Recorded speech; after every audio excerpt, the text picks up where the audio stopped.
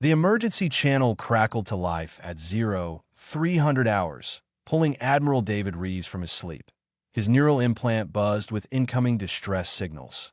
Not one, not two, but three simultaneous emergency broadcasts from humanity's largest colony worlds. New Horizon, Armstrong Station, and Terra Nova were screaming for help. David stumbled to his command console, still in his sleeping clothes, and pulled up the live feeds. What he saw made his blood freeze. Massive alien warships, each the size of a small city, hung in orbit above all three colonies. Their hulls bore the golden crest of the Typherian sovereignty, a galactic empire that had never shown interest in human affairs before. Purple energy beams lanced down from the ships, carving through defensive stations like they were made of paper. "Give me a connection to New Horizon," David barked at his communications officer. The young woman's hands flew across her controls, her face pale.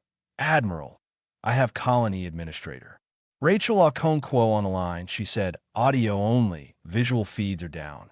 Rachel's voice came through, broken by static and explosions. "Admiral, they gave us no warning. They just appeared and started firing. Our defense fleet is gone. All 23 ships destroyed in the first 5 minutes. They're targeting the cities now. Oh God, the western continent is burning." The line went dead. David felt something cold settle in his chest. He pulled up the tactical display. According to the readings, each colony world had approximately 2-3 billion people. New Horizon was humanity's agricultural center. Armstrong Station housed the best medical research facilities outside of Earth. Terra Nova was where human children learned about their heritage among the stars. "How long until we can jump there?" David asked his navigation officer. 4 hours to New Horizon, sir. 5 to Armstrong. 6 to Terra Nova. Too long. Far too long. David watched helplessly as the sensor data updated. The Typherian ships were methodical, almost casual in their destruction. They moved from city to city, bombardment patterns suggesting they wanted complete annihilation, not conquest. This wasn't a military operation. This was extermination. 3 hours later, a single transmission came through on all frequencies. The face that appeared on every screen across human space was reptilian, with golden scales and eyes that held no warmth. Imperator Salmoths of the Typherian sovereignty spoke in perfect English, his translator rendering his words with chilling clarity. "Humanity has expanded too far. You will learn your place among the lesser species." He gestured to something off-screen. "These 3 worlds serve as your education. Resist our supremacy again, and Earth burns next." The transmission ended. David's fleet arrived at New Horizon 4 hours and 12 minutes after the first distress call. They found nothing but debris. The planet's surface glowed with radiation. Orbital scans showed no life signs. Not a single one. 2-3 billion people reduced to ash and memory. Armstrong Station was the same. Terra Nova was the same.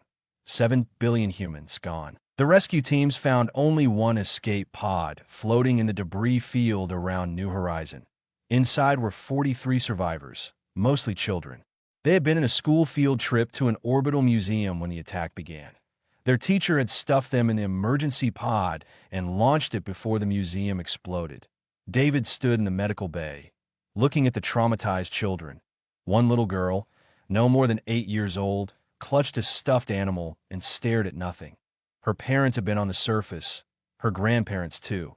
Her entire world was gone. "Admiral," his first officer said quietly, "Earth Command wants you back. Immediately." Emergency session of the United Earth Government. The journey back to Earth took 3 days. In that time, the casualty lists were published, 7 billion names. Every news network across human space read them continuously. It would take months to read them all. People stopped on the streets, watching the names scroll by, searching for family, friends, loved ones. President William Cross addressed the planet from Geneva. The man looked like he'd aged 10 years in 3 days. "My fellow humans," he began, his voice steady despite the weight of grief. "The Typherian sovereignty has committed an act of genocide against our species. They have murdered 7 billion of our brothers, sisters, sons, and daughters. They did this to teach us our place in the galaxy." He paused, and his expression hardened. But they have taught us something else.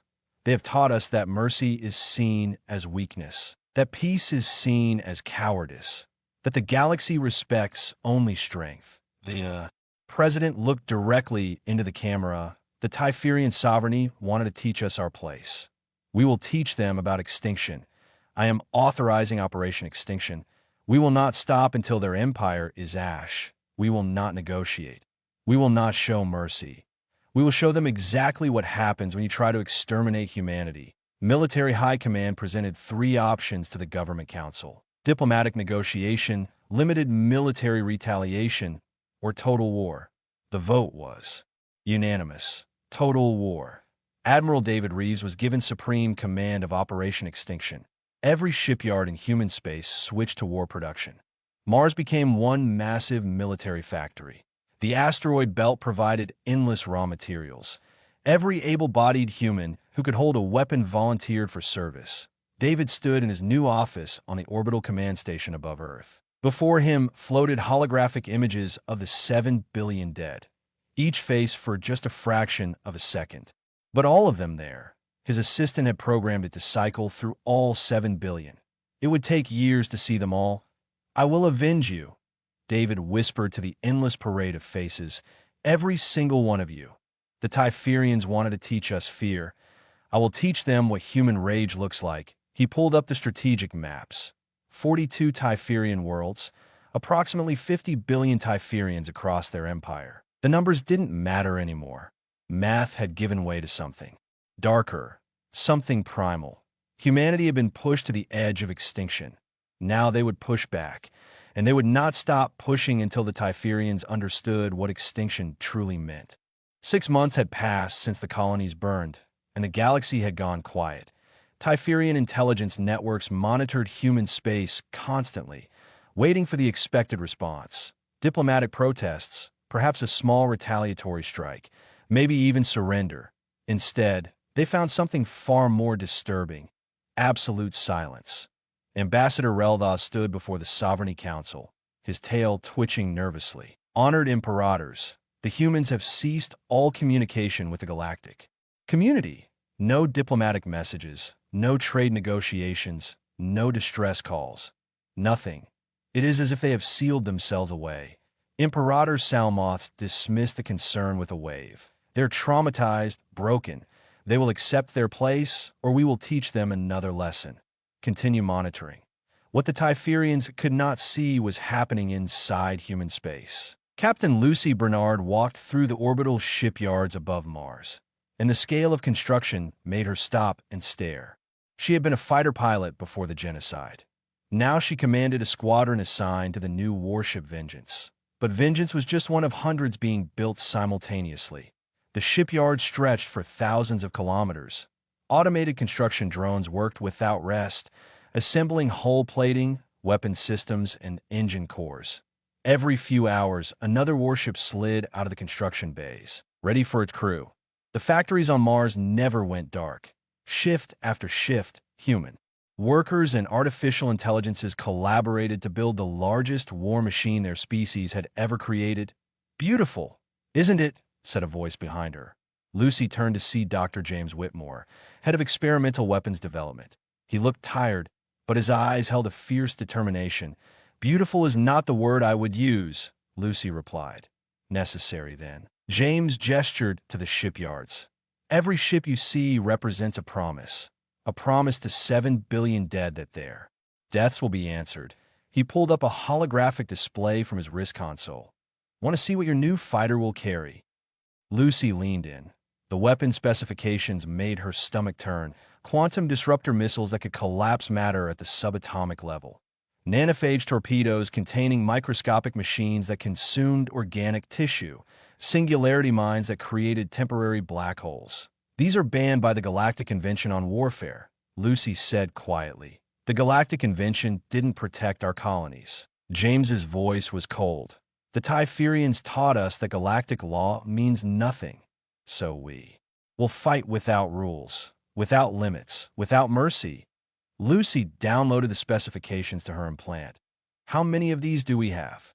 "Enough to sterilize every Typherian world twice over." James smiled. but there was no warmth in it. Admiral Reeves wants redundancy. He wants to make sure we finish the job. Across human space, recruitment centers overflowed. Young people who had lost family in the genocide stood in lines that stretched for blocks. Old veterans came out of retirement. The government had called for 1 million volunteers. They received 50 million applications in the first month. Commander Ana Rodriguez trained the new Special Forces units in a facility deep beneath Luna. These were not normal soldiers. They were being prepared for boarding actions for close-quarters combat in the corridors of enemy ships. No prisoners, Anna told her trainees. No mercy. No hesitation. The Typherians showed our people none of these things. We will return the favor. The recruits, most of them teenagers who had lost their entire families, nodded grimly. Psychological screening had ensured that every person in this program understood what they were being asked to do. They were not being trained to fight a war. They were being trained to commit extinction. On the final day of training, each soldier swore an oath over a monument carved with 7 billion names. The oath was simple. I will not rest until the last Typherian is dead. I will show no mercy, for none was shown to us. I will be the instrument of justice for those who can no longer speak, while humanity armed itself, the Typherian sovereignty celebrated. Salmots had ordered a festival on the homeworld of Typhoros to commemorate what he called the successful pacification campaign. Millions of Typherians attended, celebrating their empire's power. General Krolvan, commander of Typherian military forces, reviewed intelligence reports during the festival. Minor mentions of human military buildup. Some unusual energy signatures from human space. Nothing concerning. The humans are frightened, he told his staff officers. They huddle. In their remaining worlds, building defenses, typical behavior of a defeated species. They will accept vassalage within a year. Sir, some reports suggest significant shipyard expansion. One junior officer dared to mention. Krolvan laughed. Let them build. What difference does it make? They have no experience in real warfare. Their little colonial defense forces were pathetic. Even with more ships, they are no threat to the sovereignty. Back in human space, Admiral David Reeves stood on the observation deck of the orbital command station. Before him floated 500 warships in perfect formation. Each ship was crewed, armed, and ready. Each captain had lost someone in the genocide. Each ship carried enough firepower to destroy a small moon. His senior commanders assembled. For the final briefing, Lucy Bernard was there, representing the fighter squadrons. Ana Rodriguez represented Special Forces. James Whitmore represented the Weapons Division. Others represented Marines, Fleet Operations, Intelligence, Logistics. Our target is Draker Prime. David began, pulling up a holographic display. Industrial world, population, 12 billion Typherians. It is their primary manufacturing center for military equipment. The room was silent. We will jump in system, destroy their defense fleet, and bombard the planet until nothing remains. David's voice was flat, emotionless. No warnings. No surrender accepted. No survivors. Sir, Lucy spoke up. That is 6 times what they did to us. David turned to look at her. They took 7 billion from us. We will take everything from them. Their industry, their military, their people, their future. We will not stop with one world. We will burn every Typherian colony until their species is a memory. He looked at each of his commanders. This is your chance to refuse. Once we begin Operation Extinction, there is no turning back. We will become exactly what the galaxy fears. No one moved. No one spoke. They had all made their choice months ago. Then we launch in 48 hours, David said. Prepare your people, and may whatever gods exist forgive us for what we are about to do. The warning klaxons across Draker Prime began screaming at local dawn. Defense Commander Telvas had been eating breakfast with his family when his neural implant erupted with emergency alerts. By the time he reached the command center, his tactical display showed a nightmare. 500 human warships had materialized at the edge of the system. How is this possible? Telvas demanded. Our intelligence said humans had minimal military capability. His sensor operator's voice shook. Sir, the energy signatures. These ships are unlike anything in our databases. They are reading power outputs 3 times our heaviest battleships. Telvos pulled up long-range scans. The human fleet was not moving yet, just sitting there in formation. Then, every communication channel in the system received the same transmission. Admiral David Reeves's face appeared on screens. Across Draker Prime, his voice was calm, almost gentle. "This is your only warning. Evacuate now. You have 2 hours." The transmission ended. Telvos immediately ordered his defense fleet to intercept 140 Typherian warships, including 6 heavy battleships, moved to defensive positions. Evacuation sirens wailed across Draker Prime, but with 12 billion people and limited transport, meaningful evacuation was impossible. "Sir, should we attempt to negotiate?" his communications officer asked. Telvos remembered the images from the human colonies, the burned worlds, the 7 billion dead. "No," he said quietly. "I did not think they came here to talk." The 2-hour warning expired. The human fleet began moving. Lucy Bernard sat in her fighter cockpit, watching the tactical display. The Typherian defense fleet had formed a traditional defensive sphere around their planet. Standard doctrine, strong in theory. All fighter squadrons, this is Lucy, prepare for first strike. Target enemy point defense systems. Remember your training. Remember New Horizon. Her fighter's computer confirmed weapons lock. The quantum disruptor missiles were armed and ready. Around her, 400 other fighters launched simultaneously. The Typherian fleet opened fire first. Plasma cannons and kinetic railguns filled space with deadly fire. But human ships phased through the defensive pattern with disturbing ease. Their shields absorbed hits that should have crippled them. Then humanity returned fire. Lucy watched her missiles impact the first Typherian battleship. The quantum disruptors hit the hull, and reality seemed to bend. The massive ship's armor collapsed at the molecular level, turning solid metal into expanding clouds of disconnected atoms. Within seconds, a battleship that had served the sovereignty for 200 years simply ceased to exist. Across the battlefield, the same scene repeated. Nanophage torpedoes struck Typherian cruisers. The microscopic machines spread across hulls like cancer, consuming metal and flesh alike. Crews died screaming as the nanophages found their way through ventilation systems. Within minutes, mighty warships became floating coffins. Commander Ana Rodriguez watched from the troop carrier as singularity mines deployed. When Typherian ships tried to maneuver around the human fleet, they triggered the mines.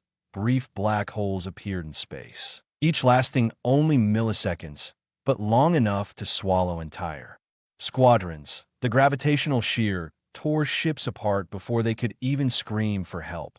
2 hours, David said from his command chair. Their entire defense fleet eliminated in 2 hours. Begin orbital bombardment. Ground Forces Commander Robert Foam coordinated the assault from the battleship Retribution. His computers identified industrial centers first: weapons foundries, shipyards, manufacturing plants. Precision strikes turned them into craters. On Draker Prime's surface, civilians ran through the streets in panic. Spaceports were overwhelmed with people trying to escape. Transport ships lifted off, packed beyond capacity. Lucy's squadron received new orders: eliminate fleeing transports, no survivors. Her hands hesitated on the controls. These were civilian ships, filled with families, children. "Lucy, this is Admiral Reeves." The private channel opened. "I know what you are feeling. But remember, they gave our families no chance, no warning, no mercy. These people supported the empire that burned our colonies. They celebrated our deaths. Do not grant them what they refused to grant us." Lucy thought of New Horizon, of the children who died in their schools, of families burned alive in their homes. She armed her weapons. "Remember New Horizon," she whispered and fired. The transport ship broke apart. Hundreds of Typherians died in the cold vacuum. Her squadron destroyed 43 more transports in the next hour. Young Ensign Amy Nakamura worked at a tactical station on the Retribution. This was her first combat deployment. She was 19 years old. Her parents and younger brother had died on Armstrong Station. She watched her screen as the targeting computer painted civilian population centers. Her job was to coordinate bombardment patterns to maximize casualties. "Nakamura," said the grizzled weapons officer next to her. "You look pale." Sir, those targets, they are schools, hospitals, residential areas. The older man nodded. They are. And when the Typherians burned Armstrong Station, they did not spare our schools, our hospitals, our homes. My daughter was in a hospital when it burned. She was 6 years old and recovering from surgery. They showed her no mercy. He pointed at the screen. We are not the monsters here. We are the consequence. The Typherians wanted to teach humanity fear. Now we teach them the price. Amy swallowed hard and entered the targeting data. On the surface of Draker Prime, Defense Commander Jelkoth watched his world die. The orbital bombardment was methodical, almost surgical. The humans were not randomly destroying. They were systematically exterminating. He opened a channel to the human fleet. We surrender. Unconditional surrender. Please allow civilian evacuation. I beg you. Admiral Reeves's face appeared. You gave our people no chance. We give you the same courtesy. But the children, Jelkoth started. Did you think of our children when you burned them? Reeves asked. Did Imperator Salmoths cry for the babies on New Horizon? Did your empire mourn for the families on Terra Nova? Jelkoth had no answer. We will show you exactly the mercy you showed us, Reeves said and closed the channel. The bombardment intensified. Atmosphere ignited. Oceans boiled. Continental plates cracked under the assault. 14 hours after the human fleet arrived, Draker Prime was a dead world.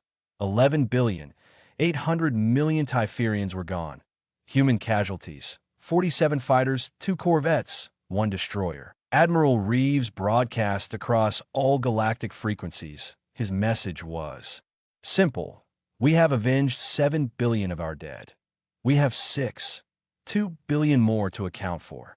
The Typherian sovereignty chose this war. We will finish it. Who stands with them shall burn with them. The galaxy watched in horror as humanity revealed what they had become. The Galactic Council chamber erupted in chaos. Representatives from 40 species shouted over each other, demanding action, justice, intervention. Councillor Mrevtok of the Altarian Confederation slammed his appendage on the speaker's podium. Order! We must have order!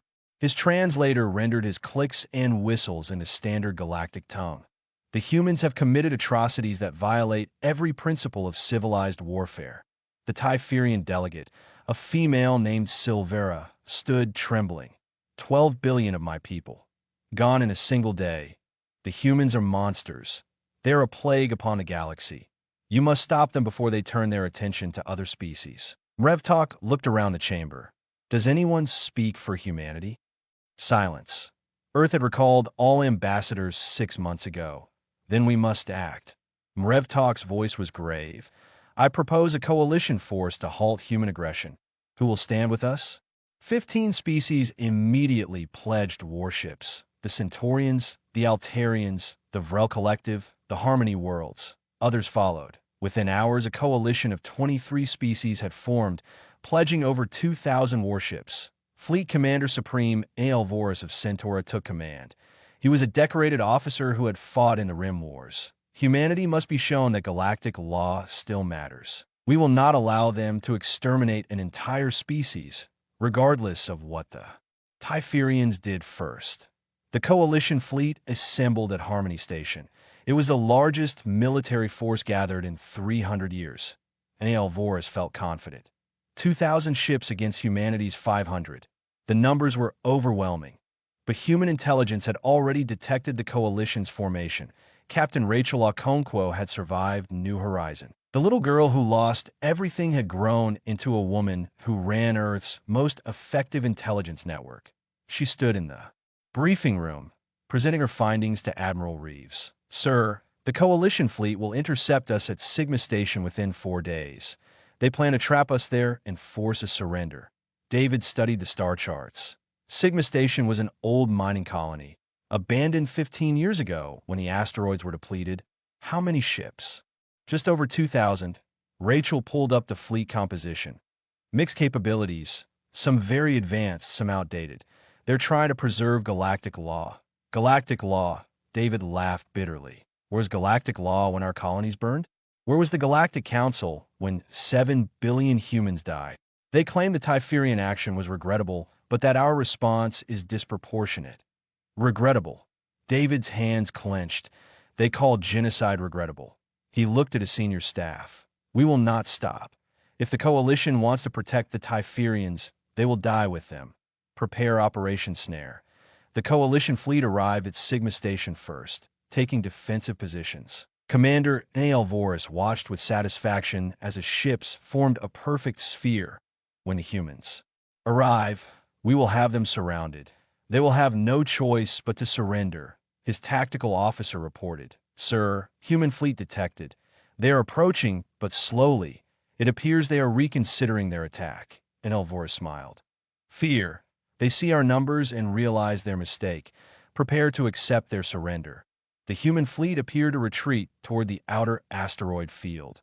The Coalition pursued. Sensing victory, Sir, Rachel whispered to David from her station. The Coalition is entering the trap. David nodded. Activate the minefield. Sigma Station and the surrounding asteroid field have been anything but abandoned. For 6 months, human engineering teams had worked in secret. Every asteroid had been hollowed out and filled with hunter-killer drones. Singularity mines floated throughout the debris field, invisible to conventional sensors. The entire system was a weapon. The first Coalition ships entered the asteroid belt. The Singularity mines activated. Micro-black holes appeared throughout the fleet. Ships that had stood together for mutual defense suddenly found themselves torn apart by gravitational forces beyond comprehension. Shields designed to stop energy weapons were useless against the warping of space itself. Within 5 minutes, 300 Coalition ships simply ceased to exist. Then the hunter-killer drones emerged, small, fast, and equipped with limited AI. The drones swarmed from the asteroids like angry insects. They were not sophisticated. They did not need to be. Each drone had one function: identify a Coalition ship and ram it at maximum velocity. Hundreds of thousands of drones filled space. Coalition point defense systems fired desperately, but there were too many. The drones struck engines, weapons systems, life support. They burrowed into hulls and detonated internal power cores. Ships that had survived the Singularity mines found themselves crippled by waves of suicide drones. Commander Alvorus watched his fleet die around him. All ships retreat. Emergency jump, any direction. Get out of the system.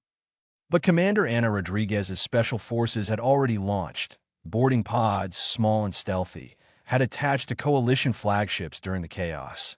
Ana and her team cut through the hull of Alvorus's command ship. The Centaurian guards fought bravely, but uselessly. Human special forces had trained for months specifically for boarding actions. They moved through corridors with brutal efficiency. Nanophage grenades cleared rooms. Quantum blades cut through armor like paper. Ana found N.A. Alvorus on his bridge, trying to coordinate the retreat. She shot his guards first, then approached the commander. Please, N. Alvorus said. I was only trying to preserve the law, to prevent more death. My colony tried to preserve law too, Ana replied. We followed galactic conventions. We respected treaties, and we died for it. Law means nothing without the strength to enforce it. She executed him with a single shot. Then she opened a channel to all surviving Coalition ships. This is Commander Rodriguez. Your leader is dead. Withdraw now or join him. The broadcast showed Alvorus's body. The Coalition fleet broke. Ships jumped to slipspace in panic, abandoning formation, abandoning discipline, abandoning each other. 8 species immediately withdrew from the Coalition. 7 more followed within hours. Only 6 species remained committed to stopping humanity. None of them had lost ships yet. The Typherian sovereignty sent a desperate message to Earth. Imperator Salmoths had been executed by his own people. The new Typherian Council offered unconditional surrender, complete disarmament, reparations, war crime tribunals. Anything. President William Cross read the surrender offer. He read it twice. Then he deleted it. His response was public, broadcast across all human space and every galactic network. The Typherian sovereignty chose to teach humanity about power through genocide. We accept their lesson. We will show the galaxy what true power looks like. There will be no surrender, no negotiation, no mercy. Operation Extinction continues until the Typherian species is memory. Admiral David Reeves divided his fleet into 6 strike groups.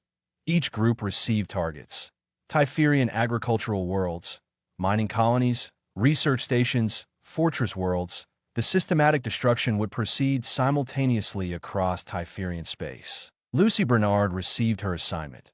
Verdania, population 4 billion, an agricultural world that fed half the Typherian Empire.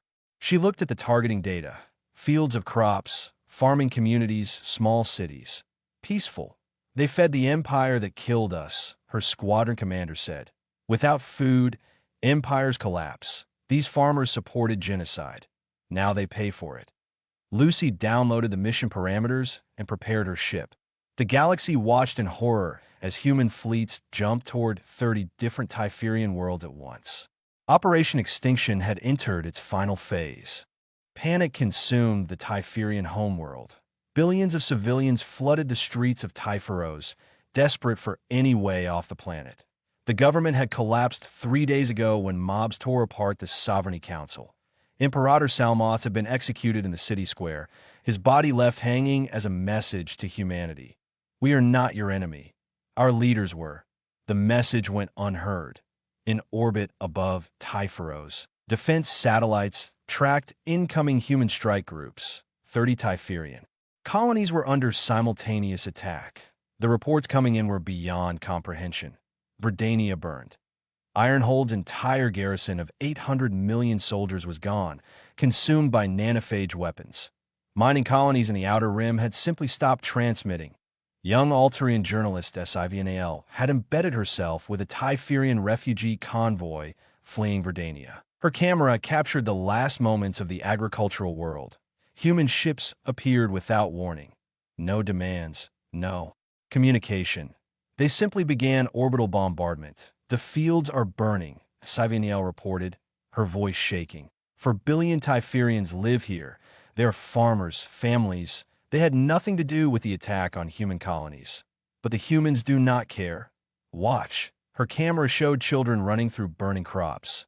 Evacuation transports trying to lift off, only to be shot down by human fighters. Cities collapsing under sustained bombardment.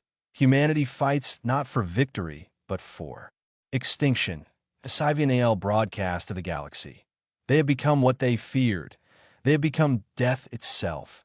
Captain Lucy Bernard's fighter screamed through Verdania's atmosphere. Her targeting computer painted a transport ship struggling to achieve orbit. Inside were 300 Typherian civilians. Her missiles were locked. She remembered the briefing. Verdania feeds the Typherian war machine. Without food, their remaining military forces cannot operate. Every Typherian who escapes is a Typherian who might rebuild. Complete the mission. Lucy's finger hovered over the firing trigger. She remembered New Horizon. Remembered the children who died with no chance to escape. Remembered the 7 billion who received no mercy. She fired. The transport exploded. 300 more Typherians added to the count. Lucy felt nothing. The part of her that could feel had burned with New Horizon. Commander Anna Rodriguez's team hit Fortress World Ironhold. It was the Typherian military's primary training center. 800 million soldiers and officers were stationed there. Unlike civilian targets, this was a legitimate military installation. The nanophage weapons deployed from orbit. Microscopic machines, each one programmed to consume organic tissue. They fell like invisible rain. The Typherian soldiers did not die quickly. The nanophages entered through breathing, through pores, through any opening. They multiplied inside living hosts, consuming from within. It took 6 hours for 800 million soldiers to die. Their screams transmitted across military channels until the very end. Anna watched from orbit. Biological warfare is banned. One of her junior officers said quietly. So is genocide, Anna replied. The Typherians taught us to ignore the rules. Now they learn what happens when both sides fight without honor. Dr. James Whitmore stood in his laboratory on Earth, watching the battle reports. His weapons were performing exactly as designed. Quantum, disruptors, nanophages, singularity mines. All of them were his creations. 30 Typherian worlds were dying because of his genius. His hands shook as he typed. More designs, more weapons, more efficient methods of mass death. His assistant found him at his desk 3 hours later. James had opened his veins with a quantum scalpel. The note beside him read, "I created hell. I cannot live in it." Admiral David Reeves read the suicide note. He felt nothing. Whitmore had been weak. The doctor had designed the weapons but could not accept the necessity of using them. "Replace him," David ordered. "Find someone who understands what we are doing and why." Reports continued flooding in. Mining colonies destroyed. Research stations burned. Fortress worlds sterilized. The Typherian death toll climbed. 20 billion, 30 billion, 40 billion. On Typhoros, the remaining Typherians made a final stand. 200 warships, scraped together from surviving defense forces, moved to protect their homeworld. They knew they could not win. They fought anyway. Ground Forces Commander Robert Fohn led the human assault. His battleship Retribution exchanged fire with a Typherian dreadnought. The ships were evenly matched. The Typherian captain opened a channel. "Why? Why do you continue?" "We surrendered. We offered reparations. What more do you want?" Robert thought of his daughter. She had been on Terra Nova, studying xenobiology. She was 12 years old. "You took everything from us," Robert said quietly. "So we will take everything from you." There is no reparation for genocide. There is only extinction. The Typherian dreadnought rammed the Retribution. Both ships exploded. Robert died instantly, along with 3,000 crew members. The Typherian captain and his crew died too. It did not matter. The human fleet had hundreds of ships. The Typherians had dozens. The battle lasted 36 hours. Every Typherian ship was destroyed. Every pilot, every crew member, every soldier fought until death. They knew surrender was not an option. Humanity was not taking prisoners. Young ensign Amy Nakamura survived the battle. Her ship had lost engines and drifted powerless during the final hours. She watched through viewports as Typhoros burned. 18 billion Typherians remained on the homeworld. The bombardment was methodical, industrial. Centers first, then military installations, then cities, then anything that might shelter life. The atmosphere ignited. Oceans boiled away. The planet's crust cracked under sustained assault.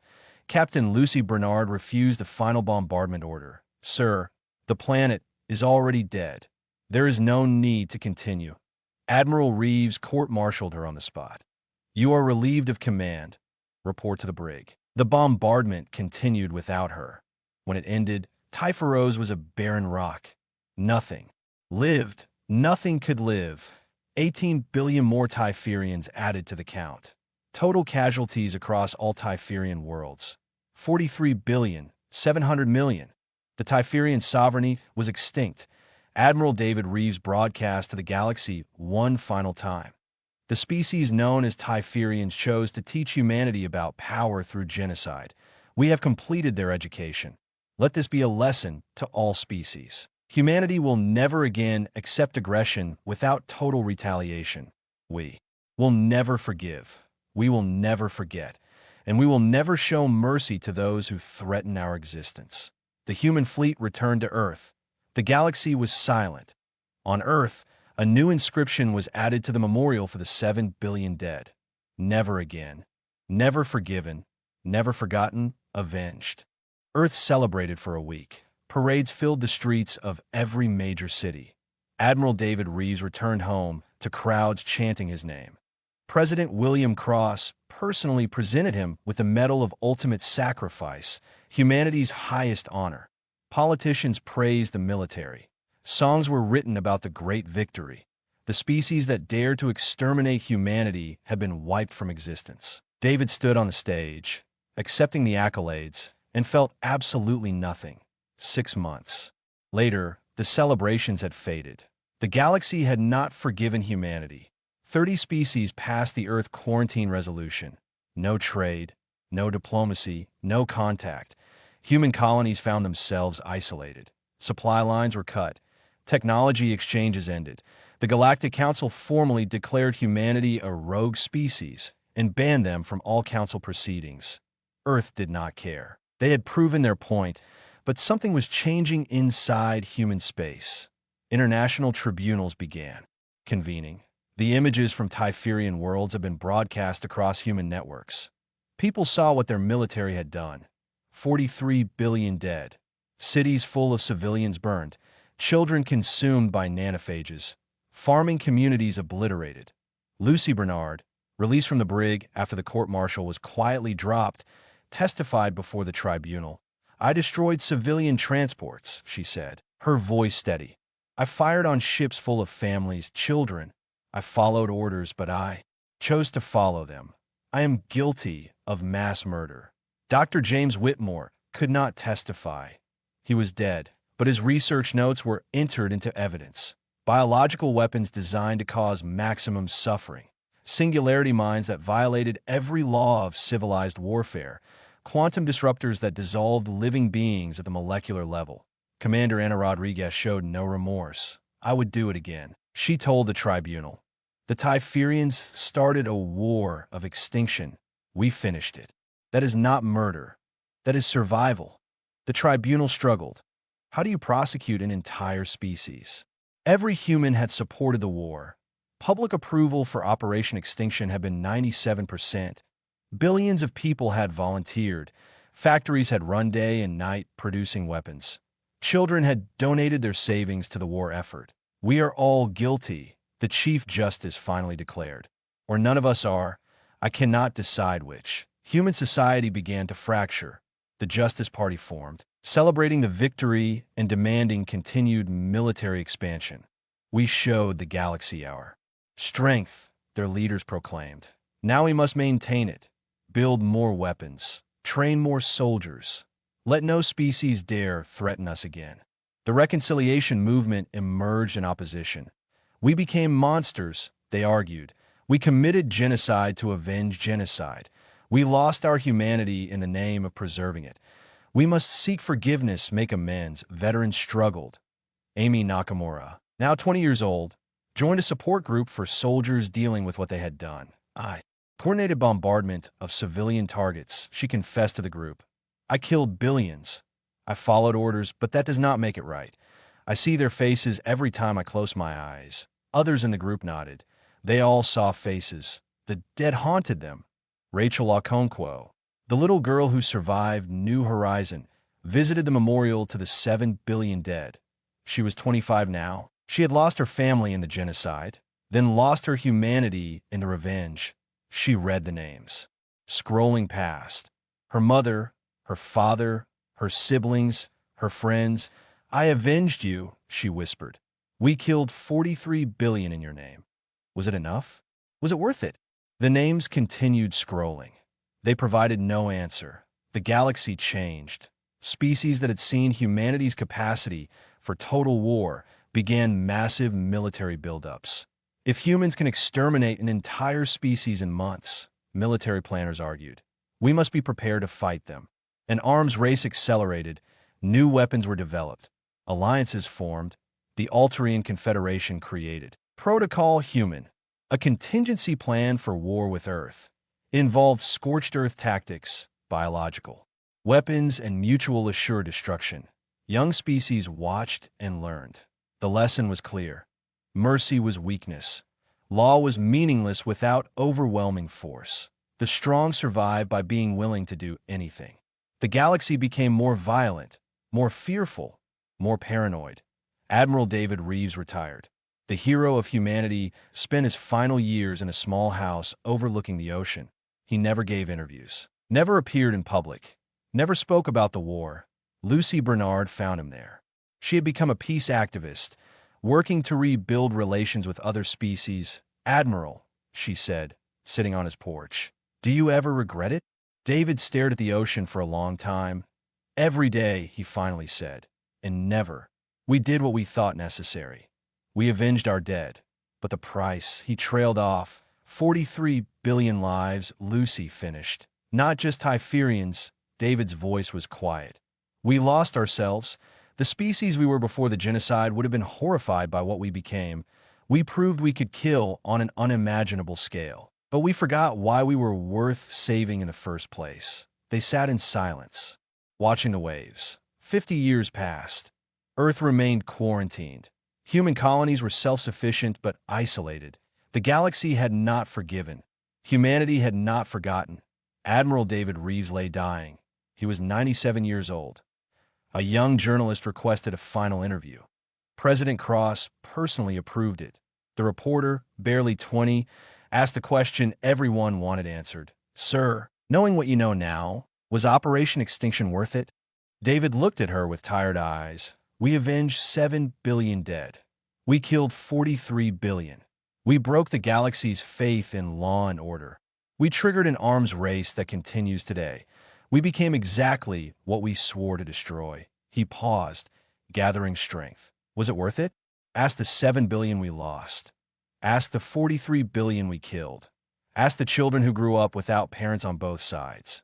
Ask the species who now build weapons of extinction because they saw what we did. But what do you think?" The reporter pressed. David closed his eyes. "I think we proved humanity could not be extinguished. But in refusing to die, we forgot how to live. We showed the galaxy our strength and lost our soul. We won the war and lost ourselves." He died 3 hours later. The galaxy did not mourn him. Years later, a human exploration ship found something impossible, a Typherian colony ship in deep space. It had launched before the genocide, carrying 50,000 Typherians in cryo-sleep. They had no idea their species was extinct. Earth debated for months. The Justice Party demanded completion of the extinction. "We cannot leave any alive. They might seek revenge." The reconciliation movement begged for mercy.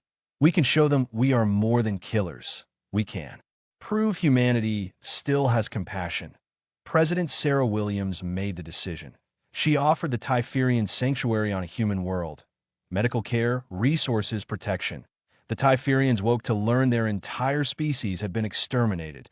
50,000 survivors out of 50 billion. They refused Earth's offer.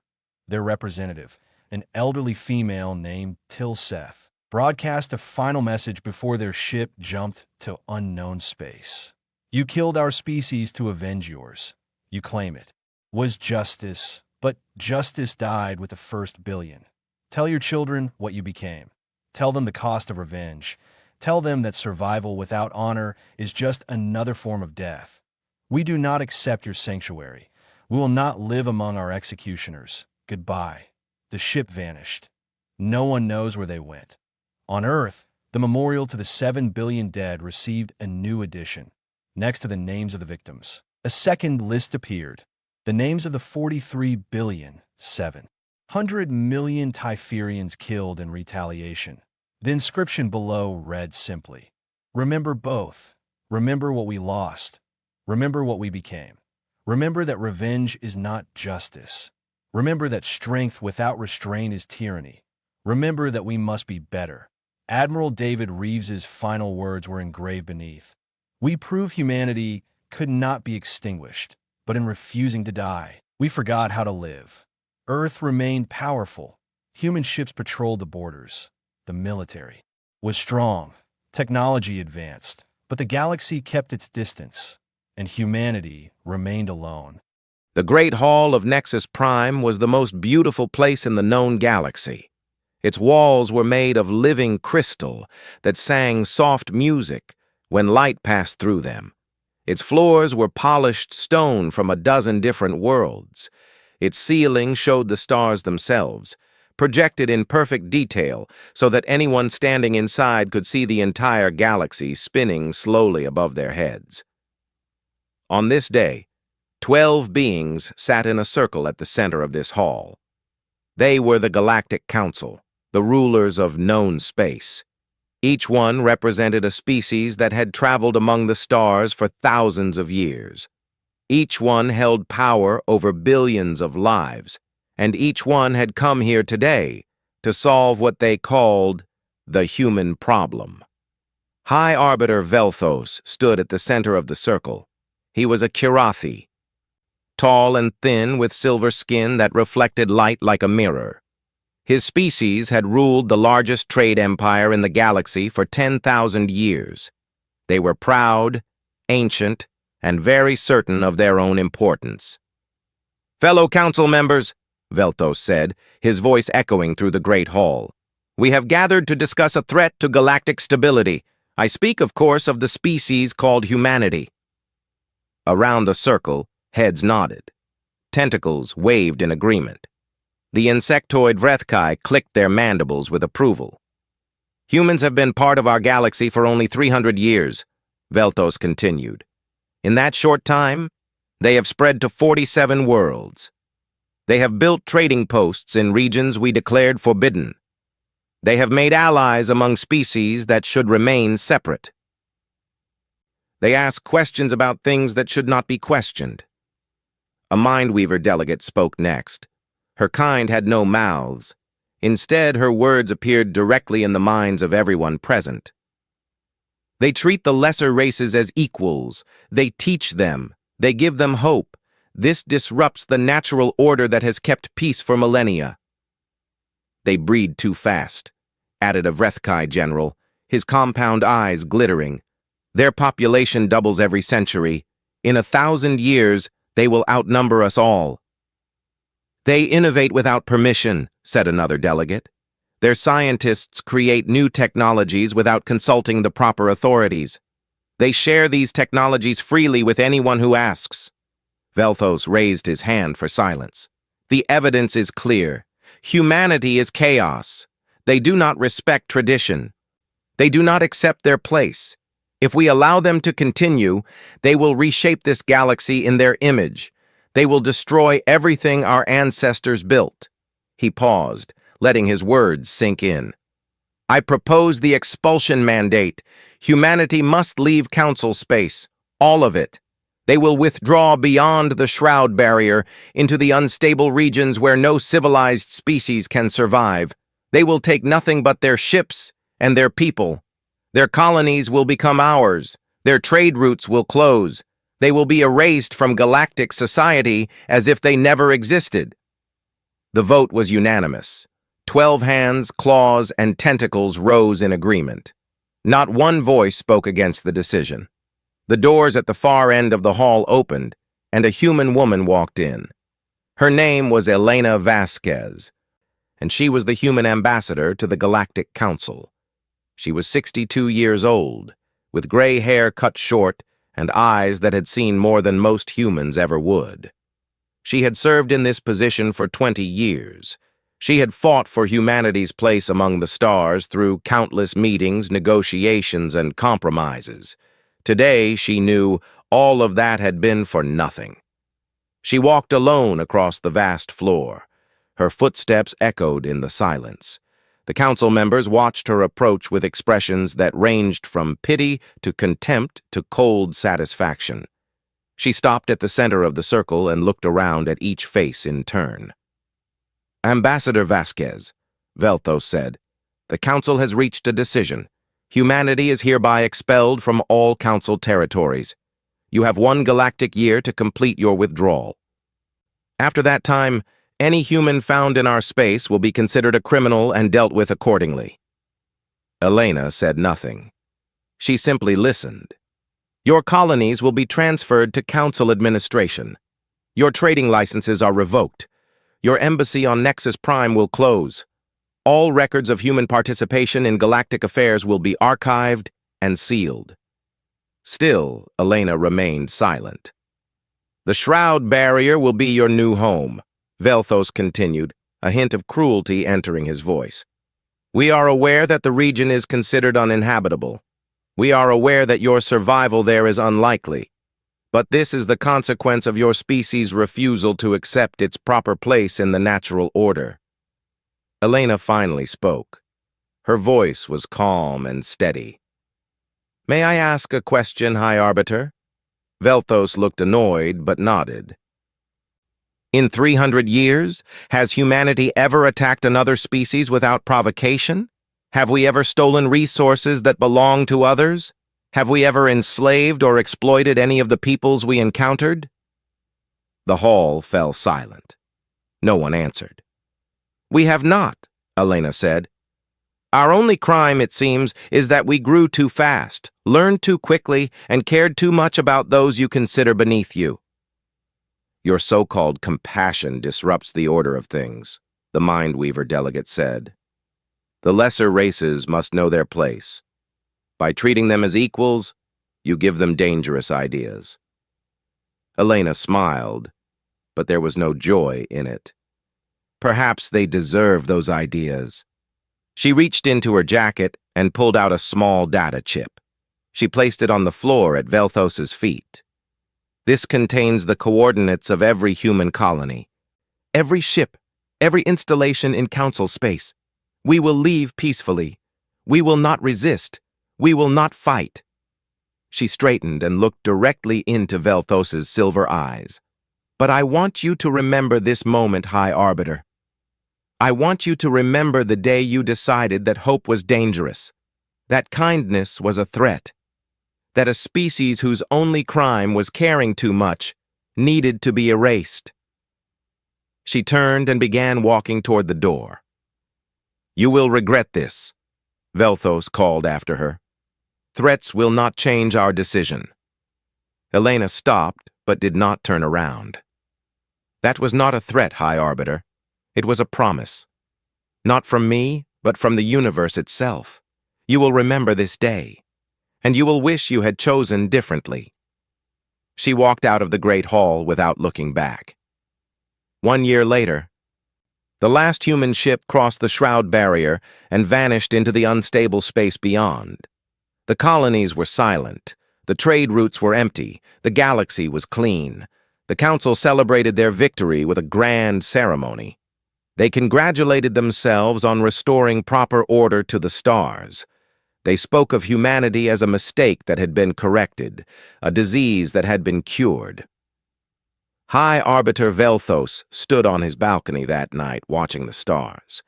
For just a moment, he thought he saw lights moving in the direction of the shroud. But he told himself it was nothing. After all, humanity was gone. The galaxy was theirs again. Everything was exactly as it should be.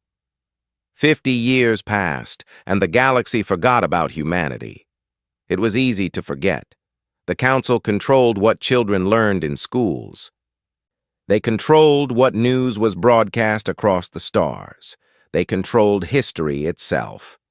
Within a single generation, humans became a story that parents told to frighten their children. Behave yourself, or the humans will come back and fill your head with dangerous ideas. The Karathi grew richer than ever.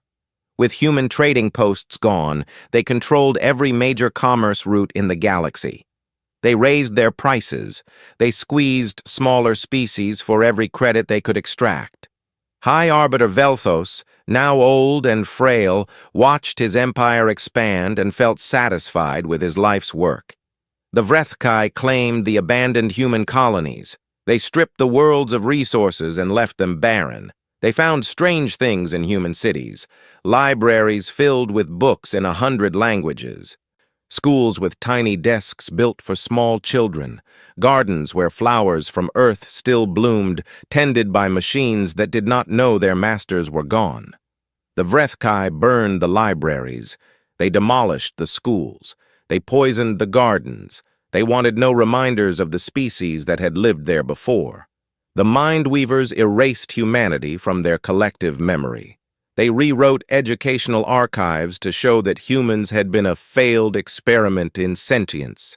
They taught young Mindweavers that humans were primitive, violent, and incapable of real civilization. The truth disappeared, replaced by convenient lies. Peace settled over the galaxy like a heavy blanket. It was the peace of silence, of obedience, of knowing your place and never questioning it. The lesser races learned not to hope for better things.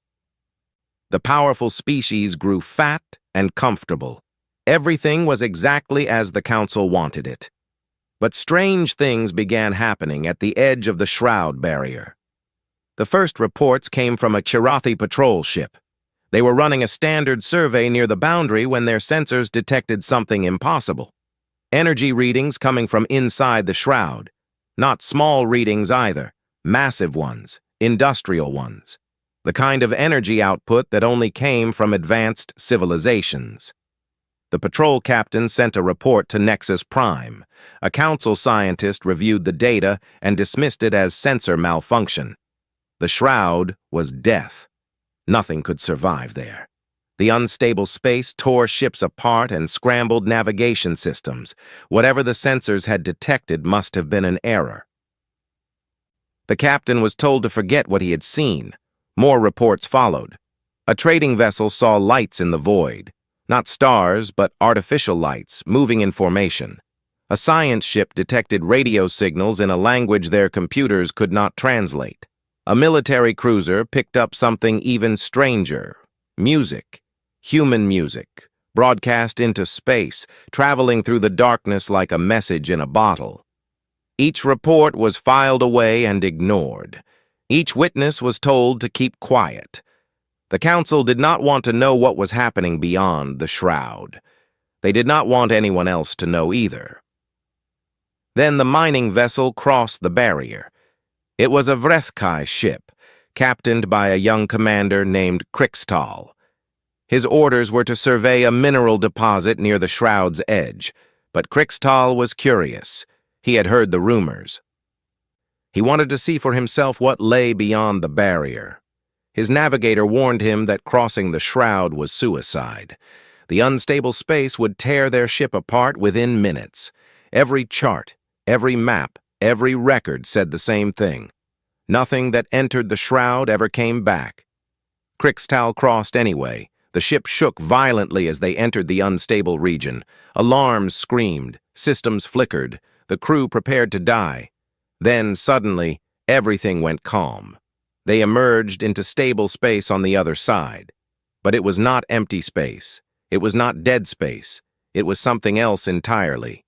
Crixtal stood at his viewing port and could not believe what he was seeing.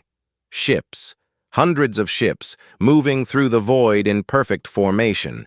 Stations the size of small moons, their lights blazing against the darkness. Traffic lanes marked by glowing beacons, stretching off into the distance, and beyond all of that, barely visible on the edge of his sensors, something even larger. Structures so massive that his instruments could not measure them. This was not a dying colony of refugees. This was a civilization. Before Crixtal could react, a ship appeared alongside his own. It was human in design, sleek and powerful, with weapons that made his vessel look like a toy. But it did not fire. It simply held position and waited. A voice came through his communication system. It spoke in perfect HFY language. "You have entered Terran continuity space. State your purpose." Crixtal's voice shook when he answered. "We are a mining vessel. We crossed by accident. We mean no harm." There was a long pause. "Your claim is being verified." For 3 hours, the human ship scanned them. It examined every system, every cargo hold, every crew member. Crixtal and his crew sat frozen, waiting for death. It never came. Instead, the human voice returned. "Your claim has been verified. You are not a threat. You will be escorted back to Council space. Do not cross the barrier again." Crixtal could not help himself. "What is this place? What have you built here?" Another pause. When the voice returned, it carried something that might have been amusement. "We built what we were always going to build. A home for everyone they threw away." The human ship guided them back to the shroud. As they crossed, Crixtal looked back and saw more lights appearing in the distance, more ships, more stations, more evidence of something vast and powerful growing in the darkness. Before his vessel fully crossed back into Council space, one final message came through, 2 words that would haunt him for the rest of his life. "Not yet." Crixtal's report was immediately classified. He was ordered never to speak of what he had seen. The council told him that he had suffered hallucinations from radiation exposure. They told him that humans were extinct, probably dead within years of their exile. But Crixtal knew what he had seen, and he was not the only one. Whispers spread through the lower ranks of the galaxy. Stories passed from ship to ship, from station to station. Humans were alive. Humans were building something. Humans were waiting. For what? No one knew. High Arbiter Velthos heard these rumors and dismissed them. His scientists assured him that survival in the Shroud was impossible. His military commanders told him that even if humans had survived, they would be weak and primitive, barely clinging to life. He believed them because he needed to believe them. Late at night, alone in his chambers, Velthos sometimes thought about Elena Vasquez and the promise she had made 50 years ago. "You will remember this day."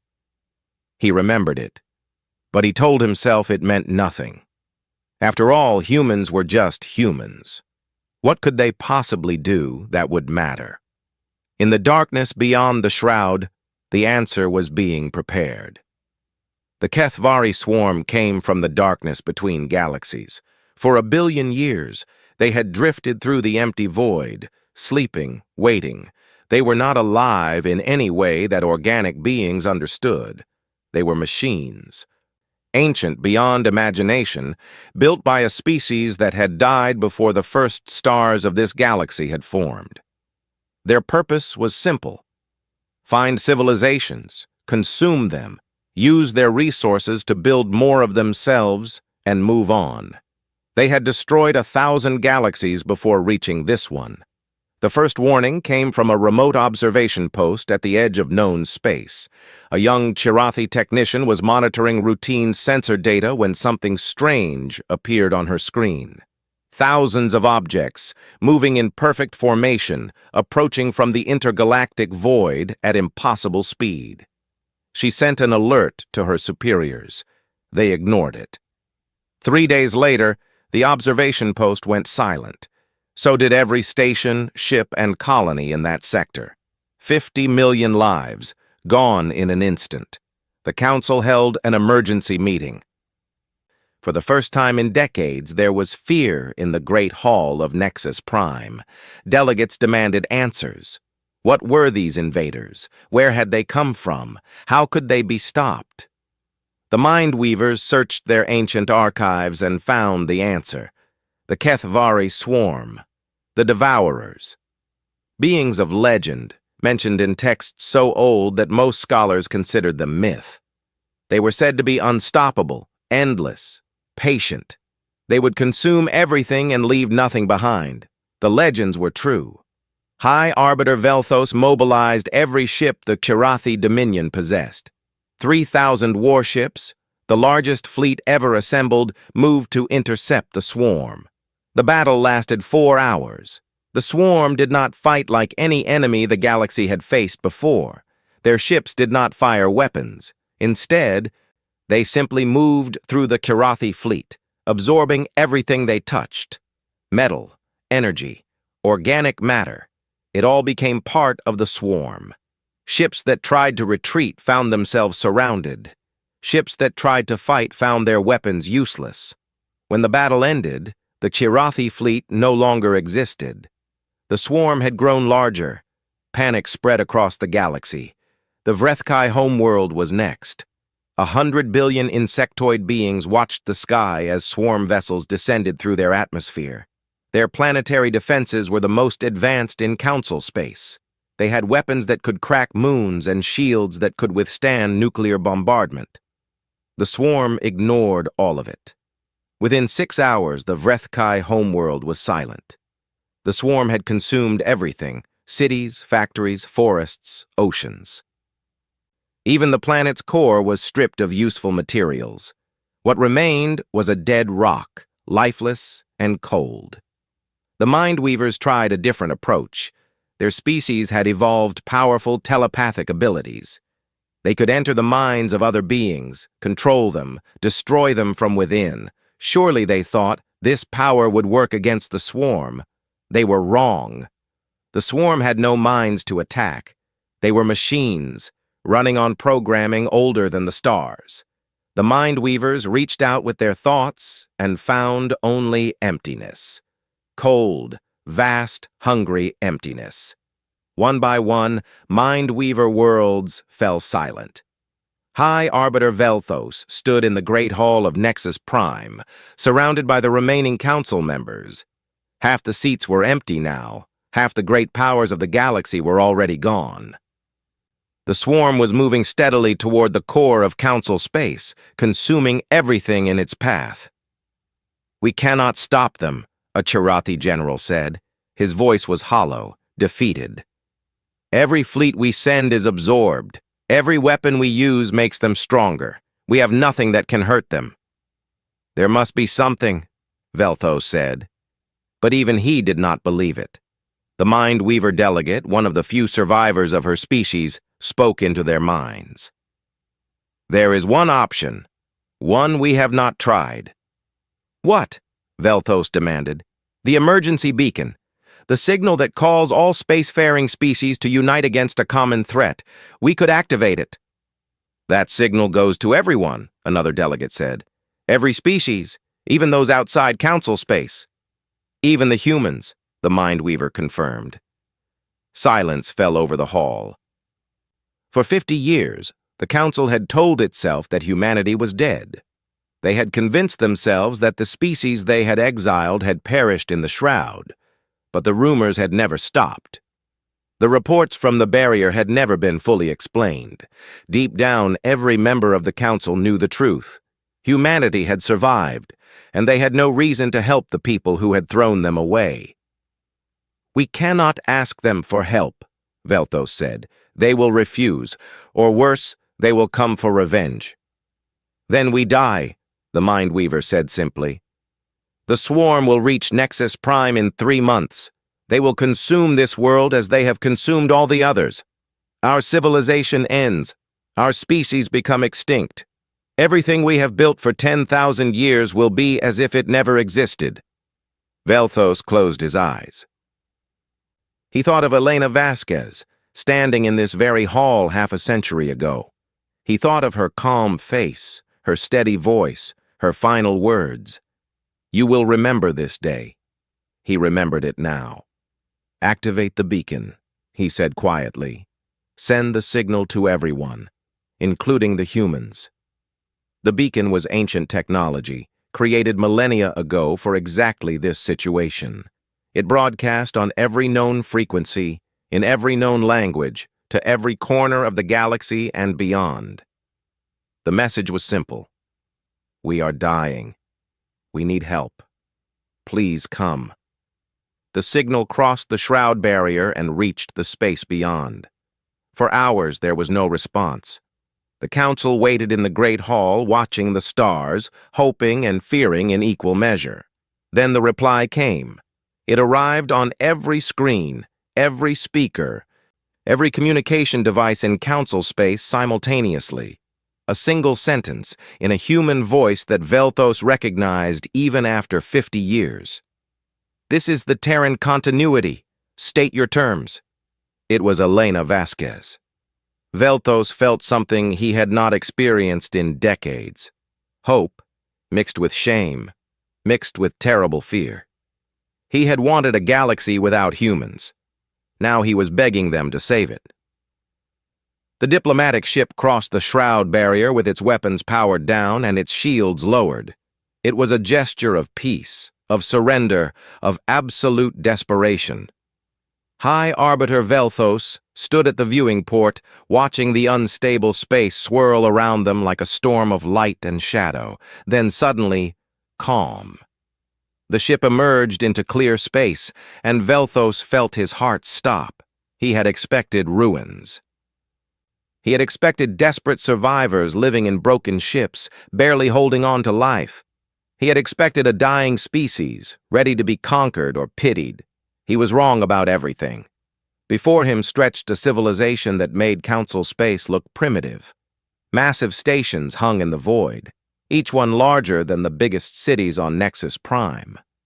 Ships moved between them in endless streams, following traffic patterns that spoke of order, prosperity, peace. In the distance, something even more incredible. Planets. Living, breathing worlds, surrounded by orbital habitats and shipyards and structures that Velthos could not even identify. "Impossible," whispered the Chirathi scientist beside him. "The Shroud should have killed them." The unstable space should have torn apart any attempt at colonization. But the humans had not just survived. They had conquered the unconquerable. A human escort ship appeared beside them. Its design was unlike anything Velthos had seen before. Sleek, powerful, elegant. It moved through space with a grace that made Chirathi vessels look clumsy by comparison. "Welcome to the Terran continuity," a voice said through their communication system. "Please follow us to Haven Station. President General Chen is expecting you." The journey took 3 hours. 3 hours of staring at wonders that should not exist. Velthos saw agricultural stations growing food for billions. He saw research facilities conducting experiments that his scientists would need centuries to understand. He saw ships being built, hundreds of them, with technology that seemed almost magical. But the most shocking sight came near the end of their journey. They passed a planet covered in green forests and blue oceans, a beautiful world, clearly inhabited. And on its surface, Velthos saw cities built in styles he recognized. Taric architecture, Solvari domes, Dreith spires. "That is New Harmony," their escort explained. "Home to 3 million Taric refugees, 2 million Solvari outcasts, and 500,000 Dreith exiles. They came to us when the Council rejected them. We gave them a home." Velthos said nothing. What could he say? Haven Station was the heart of human civilization. It was a massive structure, home to 50 million people, built around an artificial sun that provided warmth and light to its inhabitants. The diplomatic ship docked, and Velthos stepped out into a world he did not understand. The station was clean, bright, and full of life. Humans walked alongside Taric, Solvari, Dreith, and a dozen other species that the Council had dismissed as inferior. They talked, laughed, worked together. Children played in parks while their parents watched with smiling faces. There were no soldiers visible, no weapons, no fear. A young human woman met them at the dock. "Hi, Arbiter Velthos," she said politely. "Please follow me. The President General is waiting." They walked through corridors filled with art, music, growing plants. They passed schools where children of different species learned together. They passed hospitals where doctors treated anyone who needed help, regardless of what they looked like. Finally, they reached a simple office with a window overlooking the station's central garden. President General Marcus Chen stood to greet them. He was a tall man in his 60s with kind eyes and gray hair. He wore a simple uniform with no medals or decorations. He looked like a teacher, not a leader of billions. "Hi, Arbiter," he said, extending his hand in the human gesture of greeting. "Thank you for coming." Velthos did not take the hand. "You know why we are here?" "Yes, the Cathavari swarm. We have been tracking their progress for months." "Then you know we are desperate." Chen nodded slowly. "Sit down, High Arbiter. We have much to discuss." They sat. Chen poured drinks from a simple pitcher. Water, clear and cold. He offered one to Velthos, who refused. 50 years ago," Chen said, "your council decided that humanity was a threat to galactic order. You expelled us into what you believed was certain death. You took our colonies, erased our history, and congratulated yourselves on solving the human problem." Velthos said nothing. "We did not die," Chen continued. "We adapted, we learned, we built, and we did something that your council never understood. We welcomed everyone who was thrown away like we were. The Taric, who you called too primitive for civilization. The Solvari, who you said were genetic mistakes. The Dreith, who you declared too dangerous to exist. We took them all in. We gave them homes, education, purpose." He leaned forward slightly.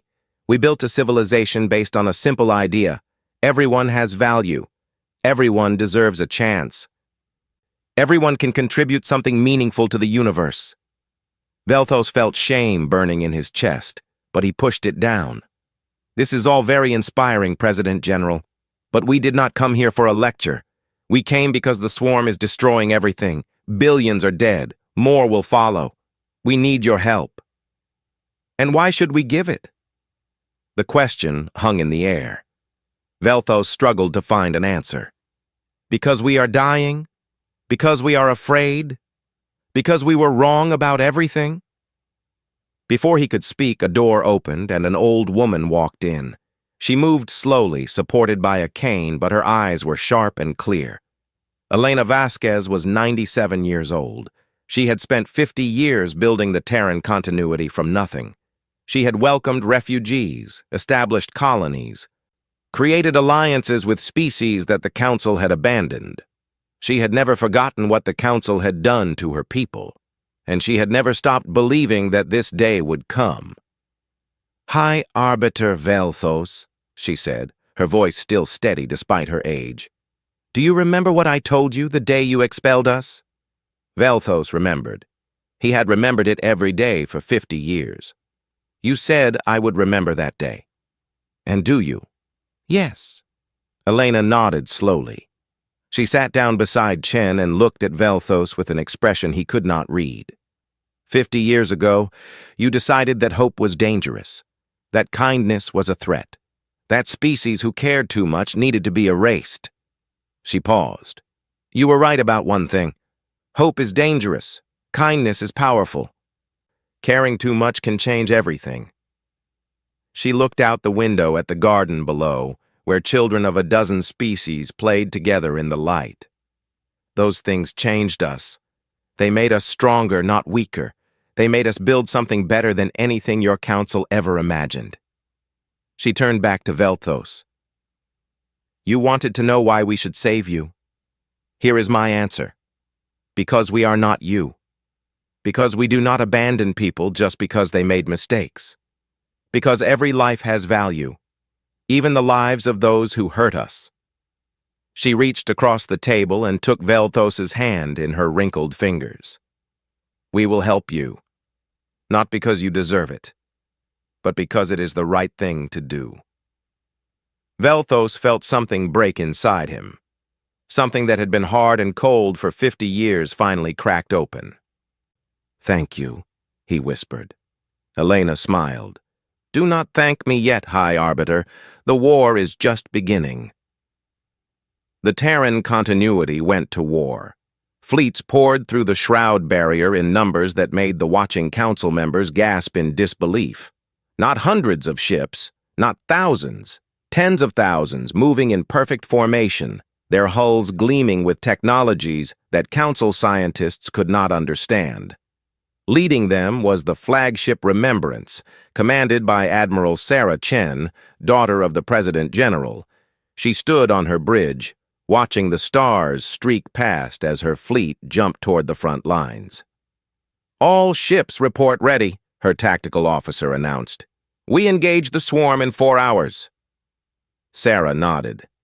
She thought about her grandmother, Elena Vasquez, who had lived just long enough to see this day. Elena had died 3 weeks ago, peacefully in her sleep, surrounded by the people she loved.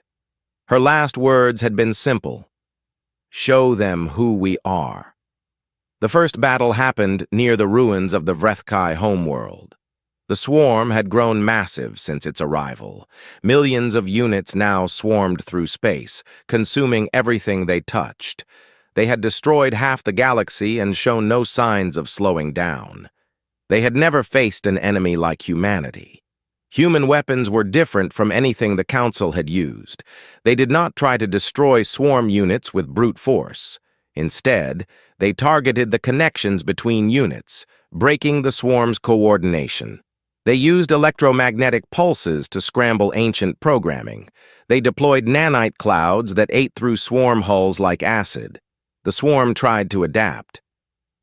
They always adapted. But humans adapted faster. For the first time in 1 billion years, the swarm began to lose. News of the victories spread across the galaxy. Council species who had given up hope began to fight again. Kirathi ships joined human fleets. Surviving Mindweavers used their telepathy to coordinate battles.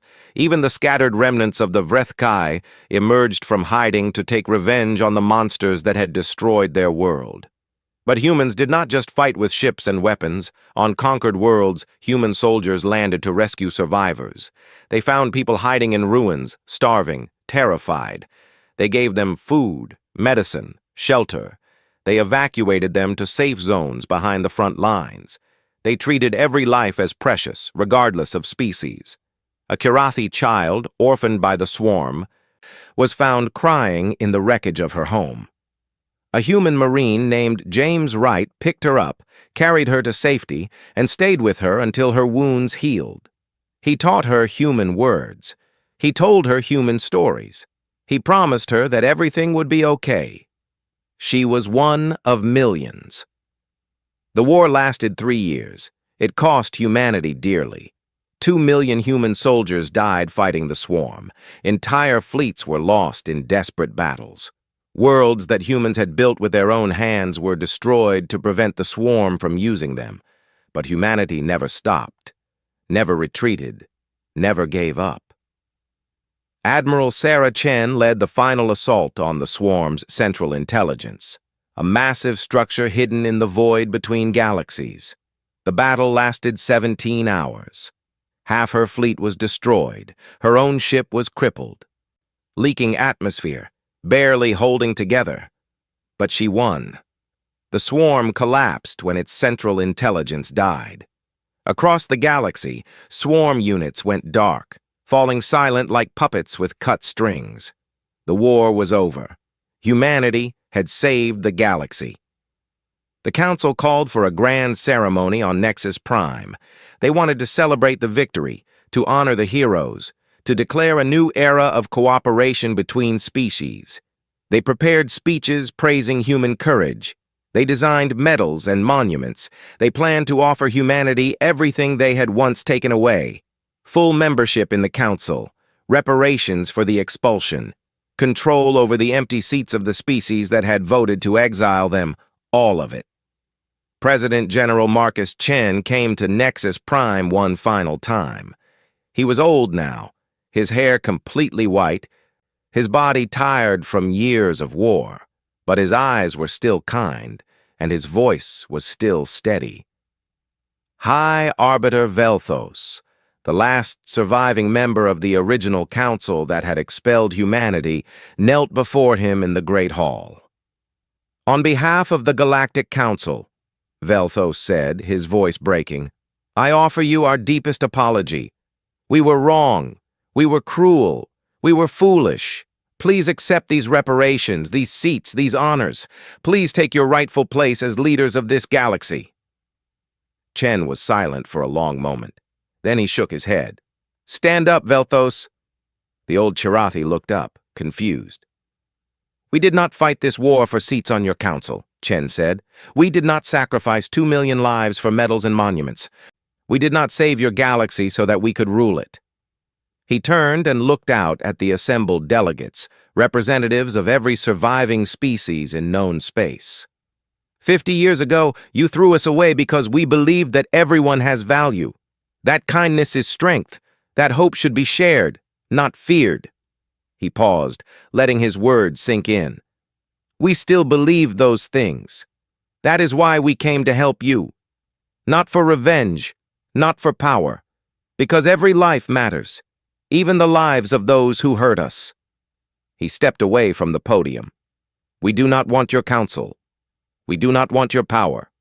We want you to remember what you did, and to be better because of it. Build a galaxy where no one is thrown away. Build a galaxy where hope is not dangerous. Build a galaxy where children of every species can play together without fear. He began walking toward the door. The Terran continuity will return beyond the shroud. We will continue building what we started. But our door will always be open.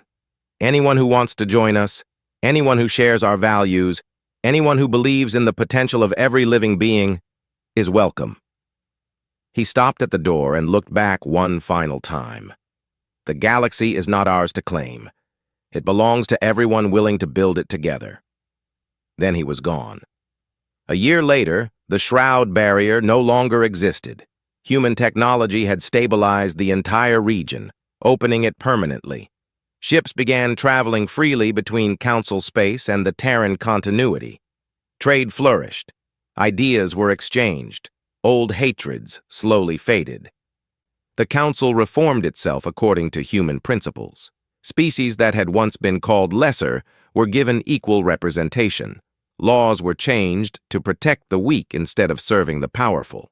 Schools began teaching the true history of the expulsion, so that future generations would never forget what had happened.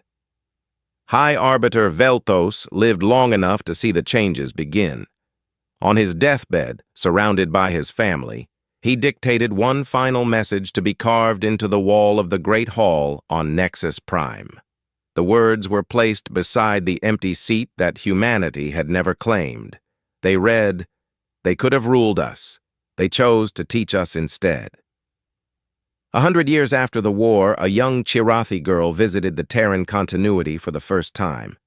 She was the great-granddaughter of the child that Marine James Wright had rescued from the ruins. Her name was Vela. She stood in the garden of Haven Station, watching children of a dozen species play together in the light of the artificial sun. Human children, Chirathi children, Taric children, all laughing, all friends. An old human man sat on a bench nearby, smiling at the scene. "Excuse me," Vela said. "I am looking for the Memorial of the Fallen. I want to see the name of James Wright."